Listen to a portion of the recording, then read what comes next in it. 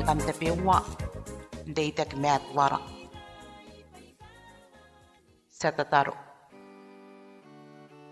te atua are pun nampai tene poaki o te karinia kinanon meura poki ran te tai pasina konane kakawunga na koim ako na tete na koira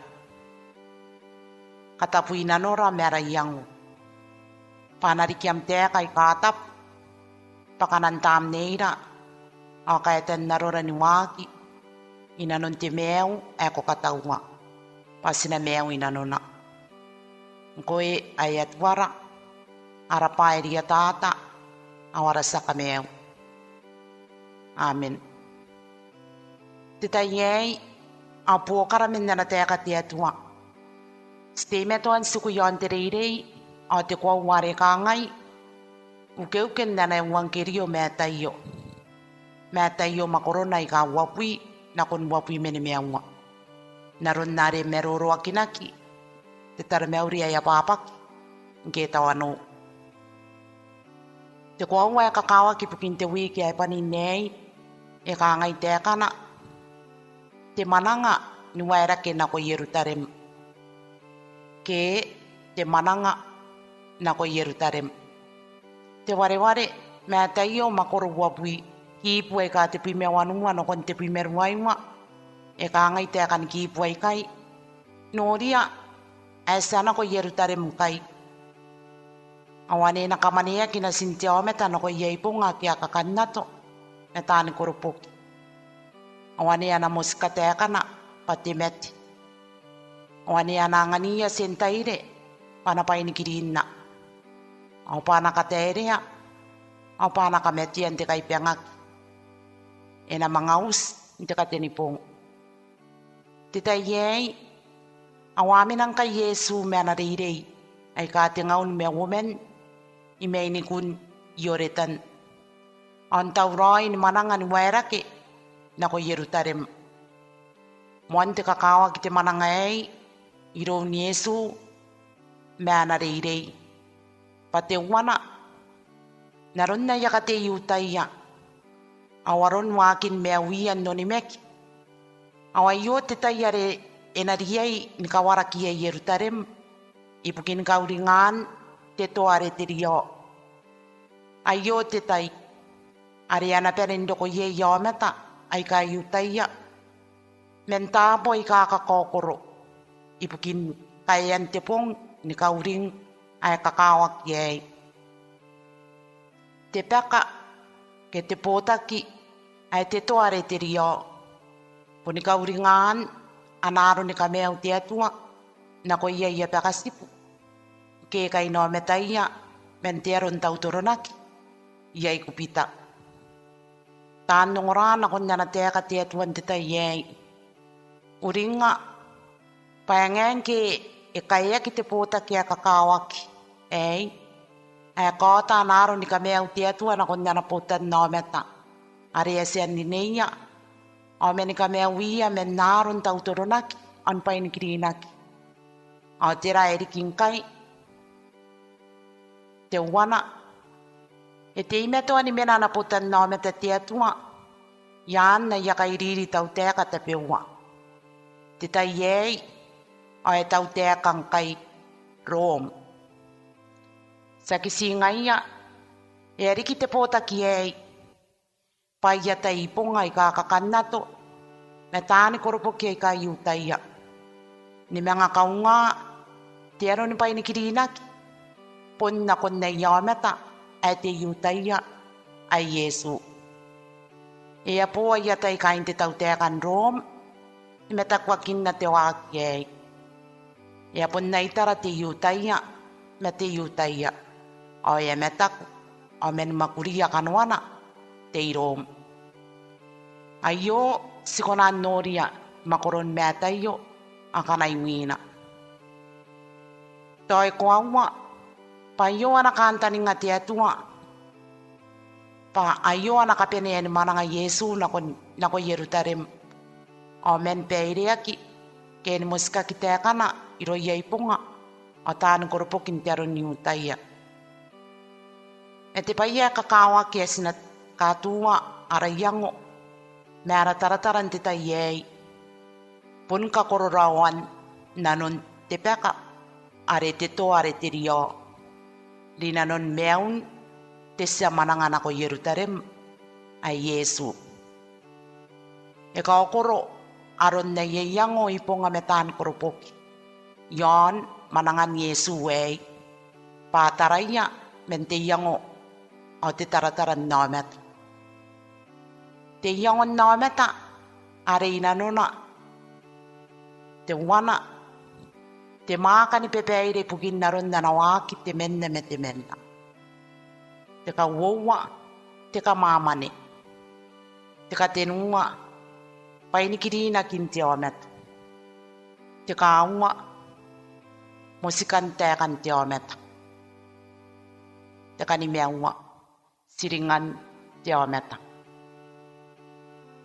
ai ka iteran de itaki ai ka urupai na kon meun te potan na omet me te pai ai amaninga te koraki ai kai parinanon te kai riripei a karawan makuri ai ka pupuaka na kon te omet ai Yesu a maninga kakawakin nanon ay ebeka are te to are te rio are na osiei aro ni kameu na ko ia te potan na meta ke karawan pepeire ay kairoro on tangira met a mga punne kana ko ay akwawa awaron tein tiaro ni mak na kon na nakanta ni nga tetua te makoro wapui kipuna te pui meni meangwa e ka ngai te kana e puaka ka metam nkai roiroi ya ka men nora na no ia iponga a tan koropoki Yesu te aru aria tapi kana rongorongo e Yesu na ko ia na reirei nte mananga na ko Yerusalem pane nang kamaneaki amen muska kita kana ngkana ero ko Yerusalem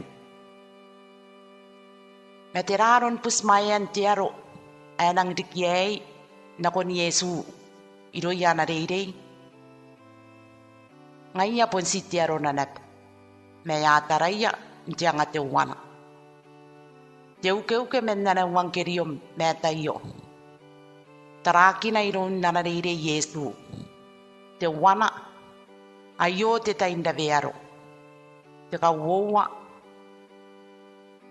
ayo te tai nikanikari neaki te ka tenua ayo te tai nikan nepoaki ayo e o siro ni Yakopo me Yoane kia taori mia na pupusisi na ia ipukin tenne mbuyan Yesu paya na teka temenna na ngataina o temenna na ngamengina maya ka nga Yesu na ko iya tari ay kay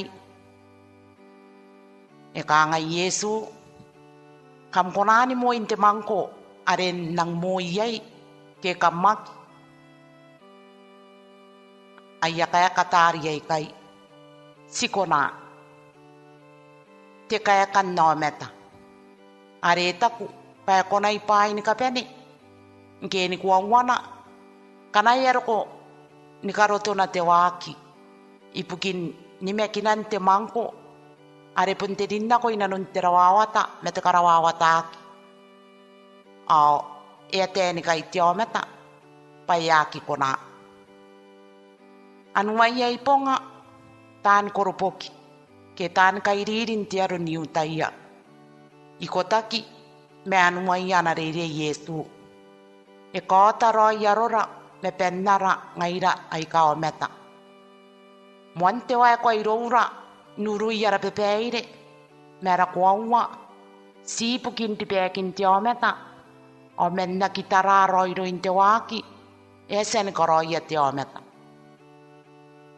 sakisingaya monte wa ko irora pasina tete pasikona ipai ni kapeni ni koroi me makuriana monte kanganga kakorwan nanona sakisingaya monte wa ko irora meta rave kayente kapaya ndiaro are sinapura o mendine yai yo yarora Meuringa, te mananga na ko Yerusalem miro ni Yesu. E mananga, nurui ni kapeni aruran na ometa ikai. Omeni ka sira, na konti meu, ay kanta ni ngay yatamena, ay te atua. Ya ka koro aroi na nunti toa.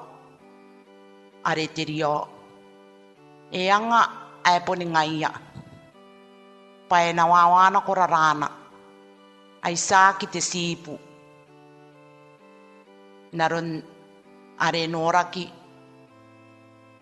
Inti aron kameu. Inanon kaos na kuaya. Sipuni tirera me yei kupita. Entita yei. Aya pundanga. Ngaya pae na wawana ko rarana yon te kai piangat. Ipukin kameu wara ni kapeni men narapure. Te tangira ay kororoi. Te tangira au tiaro ni kameu ay akia kakakoron tiometa yei. Pae maneian na ko iometa ni kapeni. Inanon metina o mga usina mentimet. Taan nungoran tita yei. E wararo na ni waki nanon te meu ay sanganaki pasina meu inanona. Sa tarairo yan wara. Meruarora pa wara. Eo siya ite tangira. Eo siya ite aro ni kameu na ko iarora ikakainano. Yakasukaei pati kakaimena ko na ko ina ni kapeni. Ngaira ikataan kairirin te tauteka. Taan kairirin nanon potakis na ni kun te tauteka. Inanon nap makoro. Te kawa. Inanon makoro. Au karo inanon teutu. Au kain teutu. Uringa. Te mananga na ko Yerusalem. Te mananga inanon te mea wei. Yon na pera e kiripes. Ais na ni kuni kiripes. Ina o tanak waroran tangira. Na ko yarora ni kapeni. Payongan na mekina kite meuri. Tiroi. Au te tapumua. Yon te nasi ni kiripes. Ni kapeni. Kam nakapaya. Sa tataru. Te tunga ay komaka.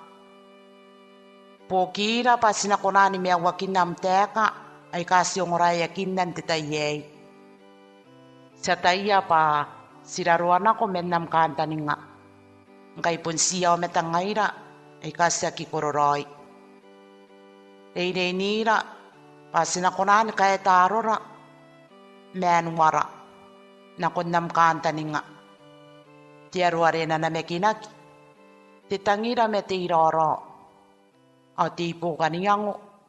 Inanon tiaron deitaki. Ay siwaki nanona. Ampai tinepuaki. Ngkoe ayat wara. Ayat timen dan tinimen. Tiatua titame. Tinas. O titam ni yari roiroi. Amen.